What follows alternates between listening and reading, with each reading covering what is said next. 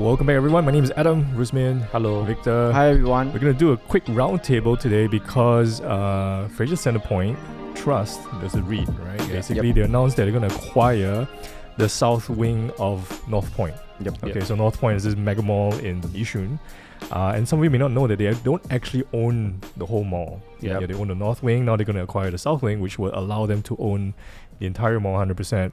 And we're going to discuss whether this acquisition makes sense. Would you accept it and all of that. So before we jump into all of that, maybe just a very quick overview of FCT. So the announcement by FCT, they're going to acquire the South Wing, and it's going to come out to be about 1.173 million, right? Okay. So about 1.17 billion, right? So this is a big acquisition for Frasers Centrepoint Trust, right? So this property comes with a net lettable area of about 300,000 square feet, where the area we can actually lease out, and currently is fully occupied. And the remaining tenure for the land title that they're sitting on is actually still have about 89 years left, right? That's so it's still a long way to go. So it's quite fresh. The lease, if you compare to the current existing North Wing that FCT is actually sitting on, the remaining land tenure is actually left with 64 years, right? So this acquisition is actually the asset in terms of quality, in terms of land tenure, is a lot better. Although the location is more or less the same because they are like connected, right? And as you all know, that Northpoint is actually in Yishun. It's the only mall in Yishun,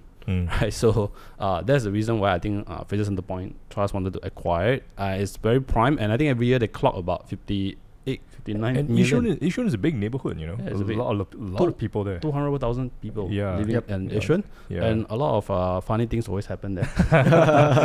Somehow it always appear in the video, right? But anyway, the mall is really like strategic for FCT, and I think it's very, very prime, right, in that location, and that is a really good catchment area for a lot of for the landlord itself, right? So FCT, I think this is pretty good quality acquisition in my opinion. Alright, if you look at the tenant sales also, since if you compare before COVID, I think their tenant sales have actually way surpassed the COVID, right? So it's a mall that is relatively resilient, and they did very well even during the COVID lockdown. In fact, it turns out that suburban mall actually is quite resilient during the time of lockdown. If you compare the rental rate, right, for suburban actually has been like growing even after COVID or during COVID, right? So compared to the city mall, like those in Orchard, actually the rental actually came down during the COVID time. Okay, so suburban mall is usually generally more resilient. And so generally, I think if you look at the strategic location of this mall, like I said, it's the only mall in Yishun, and there's a very limited retail space in the area. So I think they have, like, if you want to go Yishun to open a shop or retail store, right, probably you have to go to Northpoint. Okay, it's right at the MRT station as well. Correct. Yeah. So in terms of population density, they also says that I think they have like 10,000 per square kilometer in terms of population size, right? For their target size is actually a lot higher, right? So that kind of shows you that their catchment is really, very strong. Okay, so if you look at the numbers, I think this is the most important for unit holders. They did mention that it's a DPU accretive acquisition, right? Which means after they acquired, right, it's gonna grow. You're gonna see the pro forma DPU if they assume it based on like full year 2024. Right, actually it will grow about 2%. Okay, and the aggregate leverage level will also stay at around 40%, right? So I think for those who attended dividend machine, course, I think you all know that our minimum requirement is that we don't like REITs to overly leverage, cross above 40%. So in terms of leverage, it's still very healthy. Of course, this is provided that if they issue the perpetual securities, right? So if they don't issue the perpetual securities, then obviously the accretion is going to be about 1.6% for DPU, and the leverage might go up to 42.2%, which is still okay, right? But so given that in terms of the DPU accretion is there, but if I compare in terms of the MPI accretion, the yield accretion, actually the current North Wing, the MPI yield and the book value for FCT is actually about 5.4%, right? And the South Wing, which they're going to acquire, it comes to around 4.5%. Okay, so actually the MPI yield accretion is not there.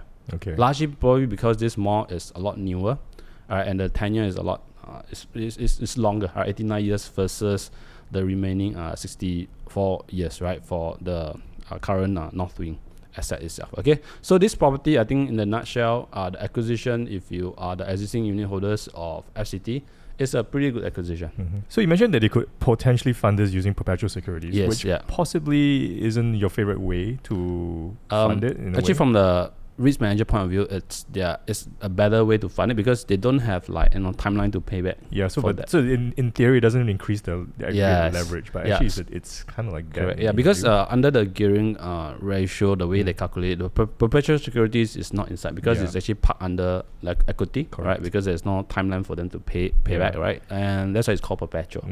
And for our case, usually when we calculate the gearing ratio, we will still take into account of perpetual. So whether the issue or not, right? To us, we will see that as a total gearing. Right? Yeah. Okay. They have to be more conservative. So in this case, they haven't confirmed whether they're going to do the perps, but they're gonna how else they going to fund it? Okay, so they're going to have they're going to fund it about it from the bank loans, right? Okay. And then of course they're also going to raise a private placement, which already been completed, right? And they have they actually raised about close to 220 million at the price of $2.09, and then they're also going to issue a preferential offering, which is my favorite way of raising money from the market because when you raise a preferential offering, the discount usually is not that significant as compared to a typical rights where it's very dilutive, right? So this preferential offering is actually will be given to existing unit holders of Frasers Centrepoint Trust, and if you own the share actually before the 1st of April, right, 2025, I think you should be entitled to this preferential offering, right? So the ratio they're going to give out to is every 1,000 units that you own, right, you're going to entitled for 54 preferential offering, right? And you can actually subscribe to this preferential offering at about $2.05. So slightly better price compared to the private placement, right? And this you have to of course take up the preferential offering from 8th of April, right? You have to make your payment, right? So you should receive the documents by now, right? When you watch this, if not, maybe you wait for a few more days, right? So the preferential date is going to be starting from 8th of April all the way. The last date is going to be 16th of April, right? You need to make sure you take up. If you don't want to take up, it's okay because there's no dilution. That's in terms of DPU. Yeah, in terms of DPU. Because anyway, this acquisition is going to be DPU accretive. So whether you take it or not, all right, at that price, 205, all right, you're still going to enjoy the benefit of the slight accretion from the DPU itself. Okay. So this is the timeline that I think for a lot of unit holders need to take note, right? And of course, this acquisition I think is a pretty good acquisition. It's just that because there's no new supply that is coming up, right, especially in the Yishun area, okay, and even in Singapore, I think the retail space generally is quite healthy, right? Okay. There's no oversupply situation, right? So in the past, I think people used to worry that e-commerce might disrupt, but so far after COVID, even after COVID, Singaporean generally are still going to the mall, right, to do their daily things, right? I think the mall nowadays they also very smart, right? They because of e-commerce, retail and all this, they already convert a lot to F&B. If you go into every mall, So, but the other things that I want to point out, I think for a lot of people who own FCT is that now the question is RTS Link. Right, that is going to be completed in 2027. Right, it should be up by then. Hopefully, if there's no delay. And it's just 5 stops away from Yishun. Northpoint. Yishun, And then once it's up, I think it's going to take about 5 minutes from Woodland North, right, to cross the border to reach Johor, and that's how convenient it is. And of course, even if they can smoothen out the custom clearance, like instead of going through 2 customs, Singapore and Malaysia, if they could integrate into one, basically you go through one layer, and people can just cross the custom a lot faster. So the time to travel to Johor, right, in the future might be a lot faster, might be a lot more convenient. So it's almost like Hong Kong and Shenzhen. To me, it's like if I want to go Shenzhen from Hong Kong, it's just a 15 minutes train ride, the high-speed way from the central. You can reach Shenzhen custom. Right, so that is actually very fast compared to now. Of course, if you take public transport, Singapore and Malaysia is a bit different. So you have to go through the Singapore custom, and then you come down, take public transport, transfer. Some people walk because the traffic is so bad, and then you have to reach Malaysia custom, and then you go through the custom queue up. Process, the time is really long. And on the way back, it's the same. Yes. So you double it. Yeah, you double it. Right. So the time taken for generally for a lot of Singaporeans nowadays, we still go to. I do go to Johor myself. Okay. Right, but not that often because of the traffic and all that. Right. But in the future, if RTS completed and it's very easy and convenient to go to Johor, I think we might see more Singaporean travel to Johor. Especially those who live in the north, like you say in Yishun and Woodlands, right? Correct. I think you're saying that's because in Hong Kong, right, they are seeing the impact where the Hong Kong people are going to Shenzhen. Right? So we still don't know. It's a question mark for Singapore side. So it's a risk to actually watch out for, all right? And of course, so far, the management also replied to this concern on the RTS Link. And of course, the reason why we bring it out is because Frasers Centrepoint Trust, if you look at the portfolio after this acquisition, they have a lot of malls in the northern part of Singapore, right? So you look at Causeway Point is the nearest one. Right? I think probably it will take 15 minutes to reach like next time. Once RTS is up, you reach actually Johor. Very easy, very convenient, right? So more and more people living in Woodland might travel to Johor more, especially if the custom clearance, like I said, is getting faster over time, right? And then secondly, they also own like the Northpoint, which is like what Peter said, like 5 stop to the Woodland MRT station. And that will be very convenient for those people who live in Yishun to cross the border to do their shopping there, right? Because it's a lot cheaper, right? And then they also own like Waterway Point, which is at Punggol. Next, of course, these are a little bit further, but it's still northern eastern part of Singapore. Okay. Right. So they have quite a lot of malls, even like Hougang Mall.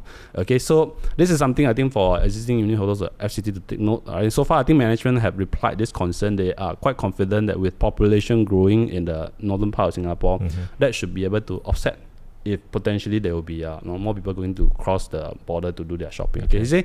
They also say that nothing new, right? Some of us, for me, it's like I already been like driving in to Johor. Right, but of course they will say that once that one completed, some people may take train instead of driving. But I believe that more people will cross the border if it's really very convenient. I think once you remove barriers to whatever it is, it's just going to make it easier. People are going to make that choice. Yeah. For me now, I would hardly ever consider going to Johor because I got to drive. I don't want to wait. I mean, you can go at the very quiet times and all that, but I just never really considered going to Johor myself, like personally. But if like it's like a train ride, 15-20 minutes, maybe today I feel like going. I might go. I might go, even though I don't really go. But maybe you can ask the viewers as well, for those who live in Woodlands and Yishun, if the RTS link is up, would you just take the train? Would you go more often and just like write skip? Your comment. Just put it in comments. Would you actually skip shopping in Singapore?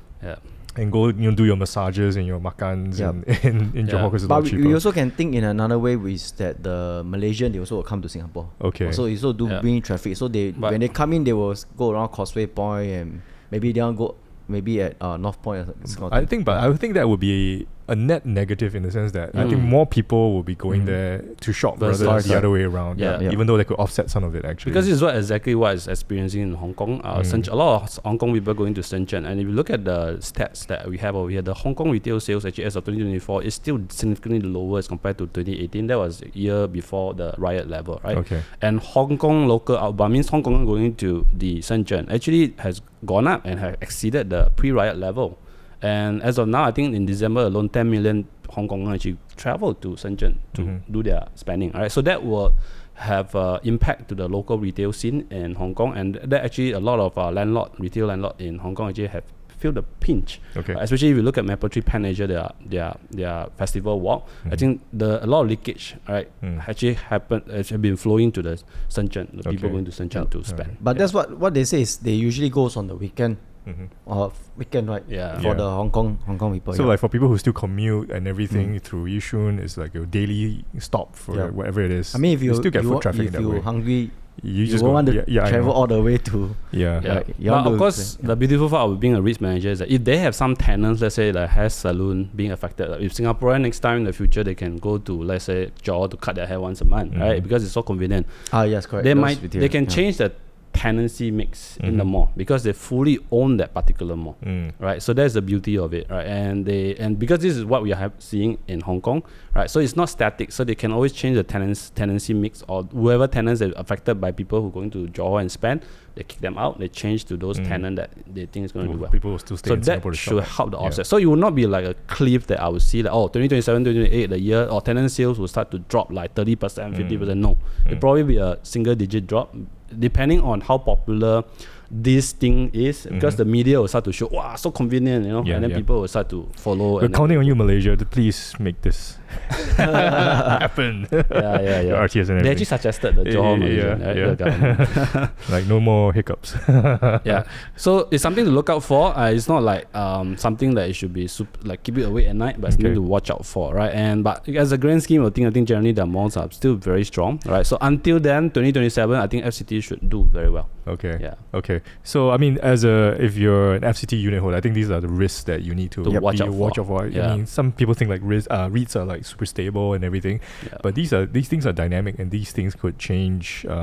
Basically the gross revenue and the income, and that could affect your DPU. Again, 2027, you have to see the currency exchange rate. If let's say ringgit wasn't right, continue to weaken against Sing dollar, more and more people will be tempted to go. That is true. That is true. Yeah. So again, no recommendation to do anything now. I just want to share what we think about this whole thing. And you think the deal in general, I mean, regardless of this whole thing, is a good thing to basically own the whole mall. Of course, it could be better if they could buy a better valuation. But I think so far, based on the track record, I think they have done pretty well, right? The acquisition, the growth in DPU. I think we have to give it to the FCT REITs manager. They've done a fantastic job. Right? And then you mentioned the advantage of owning the whole mall, that you can mix the tenants, change the tenancy mix. It's a bit harder to do that if you only own like half the mall, right? Correct. Yeah. Because I saw the same thing with Wisma Atria when I went to Star Hill Global's AGMs. Yeah. So the chairman and the CEO always, some of you may not know this, but Wisma Atria, the mall in Orchard, Star Hill Global only owns about 70% of the retail component, and the other remaining is owned by Japanese company that houses Isetan. So if you go to Wisma, it's actually one part of it is owned by it's Isetan and all the Japanese stalls, and the rest of it is Star Hill Global. And one of the challenges that they face is that they can set their own rental rates and the tenants as well. So the whole thing sometimes doesn't gel so well, and it's not great for the mall. I mean, it kind of holds back the thing. And just look at Far East Plaza, right? So last time in the past you have a lot of clothes retailers. So many clothes retailers selling things close there. Right? And then when the e-commerce came out, it disrupted the whole space. So I think that mall is a lot emptier. That was the Strata mall. It's even more messy because everyone's an individual owner. You're gonna get your own tenants. Like Lucky Plaza also same thing. So a lot harder to manage a Strata title.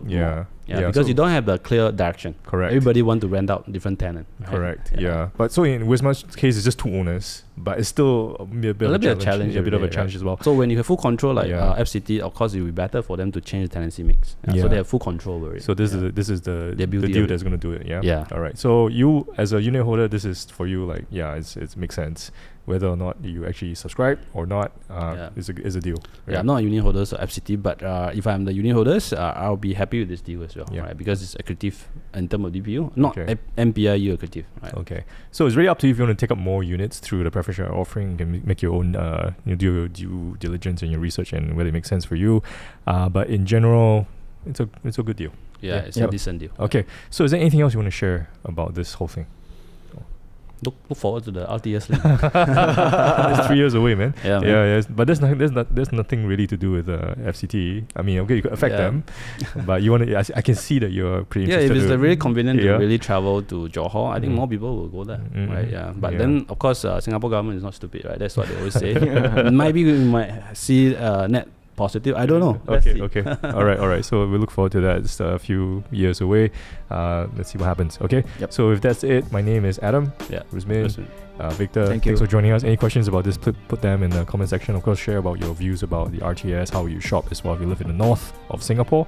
If you like this Roundtable, please hit the like button and of course subscribe to our channel. Many more Roundtables coming up. We'll see you again.